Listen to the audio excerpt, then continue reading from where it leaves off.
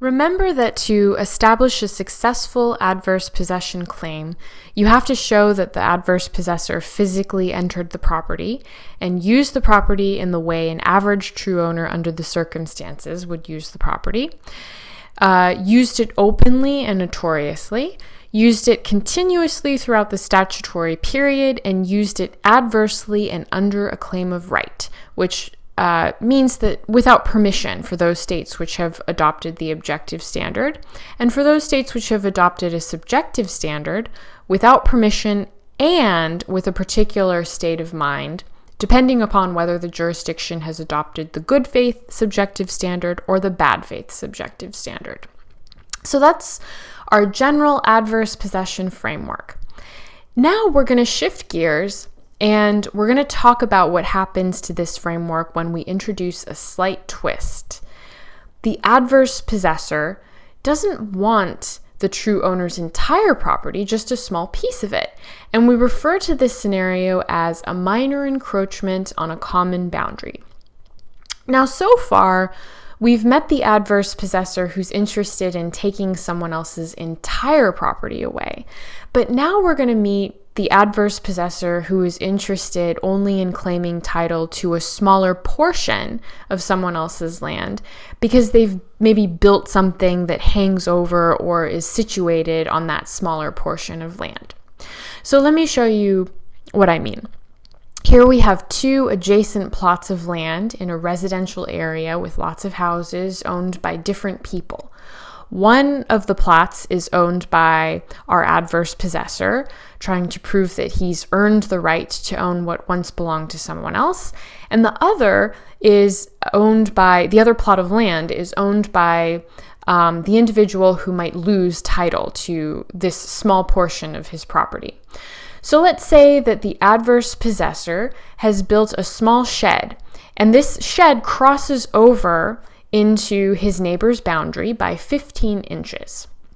So now we're going to walk through our general framework, and we're really going to understand how this type of situation, a minor encroachment on a common boundary, alters the adverse possessor analysis. So first off, the adverse possessor, we see he's physically entered the neighbor's property because the shed penetrates this common boundary. And the adverse possessor's building of a garage, when we look at the use element, is also probably consistent with the way the average true owner would use that small parcel of land. Because like I said, this is a residential area. And so a garage in a residential area used for parking and storing things, that seems to be in keeping with the norms of the surrounding community. So the entry and use element is also similar. The analysis hasn't changed much. But look at the second element, the requirement that the use be exclusive. This element seems to be unsatisfied here at first glance because the adverse possessor's garage is situated on a portion of land that in its entirety is being shared with a true owner. And while this is true in reality, in these specific cases of a minor encroachment on a common boundary, courts seem to have made an exception, and courts will consider this smaller portion of land being used as separate from the larger property. So here our analysis would actually involve the question, is the adverse possessor sharing the 15 inches of land where the garage is situated with the true owner? So here in the element of exclusivity, we see a change in our analysis. So I'm going to put a star next to this exclusivity element. The third element, that the use be open and notorious, is also where we see a change in our analysis. Now remember that this element is concerned with the idea of notice. In the general framework, we want the adverse possessor's use of the land to be obvious enough that the reasonably diligent owner would be able to detect the intrusion. But here, the adverse possessor is only using 15 inches of the neighbor's entire property.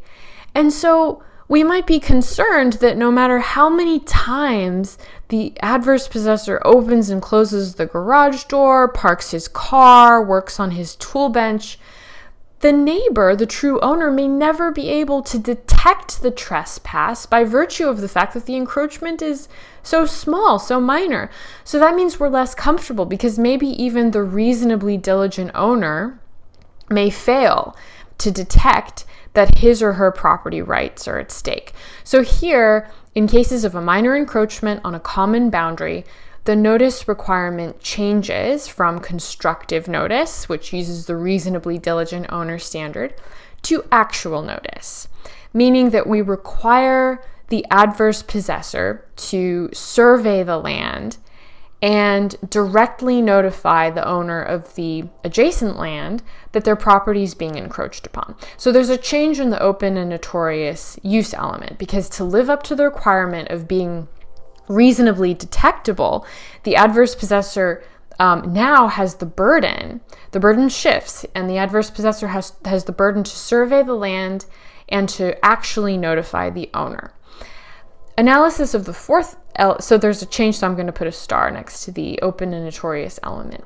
Analysis of the fourth element remains the same, that the use be continuous throughout the statutory period. And again, we mean continuous in the way used by an average true owner. Finally, the fifth element in these scenarios can present some potential confusion that we should clear up. So first off, remember that the use must, in all jurisdictions, be non-permissive.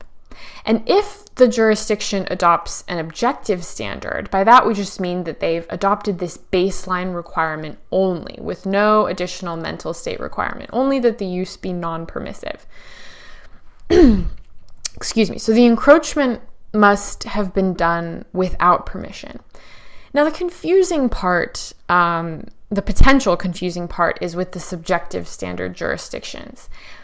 Because you'd think in jurisdictions that have adopted the subjective good faith standard, wouldn't a successful claim in these cases of minor encroachment always fail? Because the adverse possessor has to tell the true owner about his little trespass. So if he knows about the minor trespass, then he can't be innocent. So wouldn't the good faith standard always fail in an effort to establish a claim of adverse possession?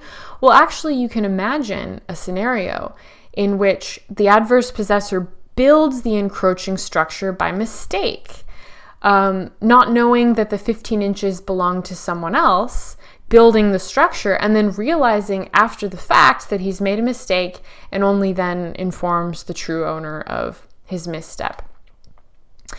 And then on the other hand, in jurisdictions having the subjective bad faith standard, the adverse possessor must have known before actually building the encroaching structure that the 15 inches belonged to someone else and must have moved in anyway.